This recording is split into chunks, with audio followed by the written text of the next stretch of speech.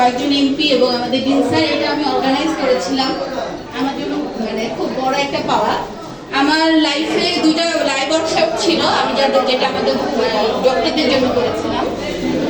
আমার আরো কিছু অ্যাওয়ারনেস প্রোগ্রাম আছে, আমি বিভিন্ন টাইমে করে যাই।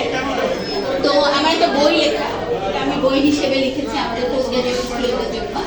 আমি আসলে এই ধরনের কাজগুলো করতে পছন্দ করি, বর্ণনা করার উদ্দেশ্যে যে আমি অ্যাওয়ারনেস আমার ডক্টর এই সব জায়গাতে কাজ করি।